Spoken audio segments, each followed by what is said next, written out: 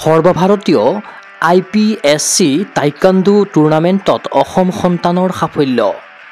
নাইনিতালত taekwondo খেলুৱৈ ভৱাৰ্ণৱ চান্দিল্যৰ সূঞ্জয়।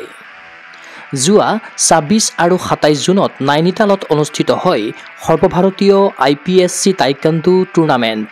বিৰলা বিদ্যা মন্দিৰে আয়োজন কৰা প্ৰতিযোগিতাখনত জুনিয়ৰ শাখাৰ ৭৮ কেজিৰ ঊৰ্ধত খেলি সূঞ্জয় কৰিছে মিৰ্জাৰ ভৱাৰ্ণৱ চান্দিল্যই। দেশৰ প্ৰায় ৩৩খন ৰাজ্যৰ খেলুৱৈয়ে অংশগ্ৰহণ কৰা প্ৰতিযোগিতাত দুৰ্দান্ত প্ৰদৰ্শনেৰে পদক আজুৰি অনাৰ পাছতে সকলোৱে শুভেচ্ছা জ্ঞাপন কৰিছে খেলুৱৈগৰাকীক। ইয়াৰ পূৰ্বে চলিত বৰ্ষৰ জানুৱাৰী মাহত মধ্যপ্ৰদেশত অনুষ্ঠিত ৰাষ্ট্ৰীয় স্কুল টাইকাণ্ডো প্ৰতিযোগিতাত ৰূপৰ পদক লাভ কৰি ভৱাৰ্ণৱে ৰাজ্যলৈ কঢ়িয়াই আনে সুনাম। ৰাষ্ট্ৰীয় প্ৰতিযোগিতাৰ উপৰি আন্তঃৰাষ্ট্ৰীয় পৰ্যায়তো ভৱাৰ্ণৱে ভাৰতক প্ৰতিনিধিত্ব কৰাৰ আছে ৰোমাঞ্চকৰ অভিজ্ঞতা।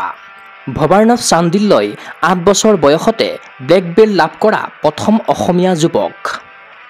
উল্লেখ্য যে ভৱাৰ্ণৱ চান্দিল্য মিৰ্জাৰ পৰাণ শৰ্মা আৰু সমীৰাণী ভট্টাচাৰ্যৰ পুত্ৰ।